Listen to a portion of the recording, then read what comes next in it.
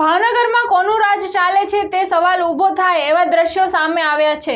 શહેરની કંસારા નદીમાં ગેરકાયદેસર દબાણ દૂર નથી થયા, ઉપરથી હવે નદીના પાણીના વહેણને અવરોધે એવા ગેરકાયદેસર પળો બાંધી કોઝવેનું નિર્માણ થતું હોવાના ચોંકાવનારા દ્રશ્યો સામે આવ્યા છે।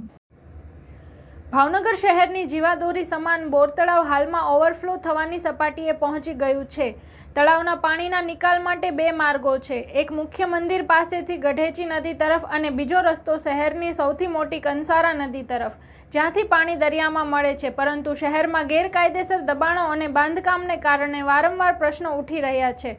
હાલમાં એવું દ્રશ્ય સામે આવ્યું છે કે બોર તળાવનું પાણી વહેતા માર્ગમાં ખાનગી શાળાએ ગેરકાયદેસર પાણો બાંધી દીધો છે, જેના કારણે પાણીનો પ્રવાહ અટકી ગયો છે। મહાનગરપાલિકાએ આ પાણો બાંધ્યો નથી, છતાં પ્રશ્ન એ ઉઠે છે કે જો આ ગઢેચી નદી તરફનો પાણો તૂટી જાય અને મોટા હોનારત સર્જાય તો તેની જવાબદારી કોણ લેશે?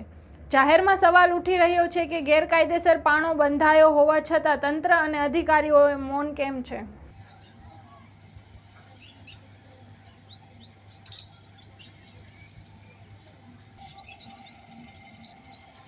નવું નજરાણું બોર તળાવ પ્રત્યે સત્તાધીશો શું કામ ઓરમાયું વર્તન કરતા હોય મને આજની તારીખે ખબર નથી, અને જાણી જોઈને આંખ વિચારણા કરતા હોય એવું લાગી રહ્યું છે।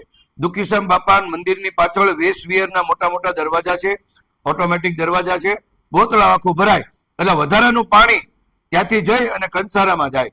આ કંસારાની અંદર 3 ફેરી નામ આપ્યું, કંસારા શુદ્ધિકરણ, કંસારા સજીવનકરણ અને કંસારા રિવરફ્રન્ટ।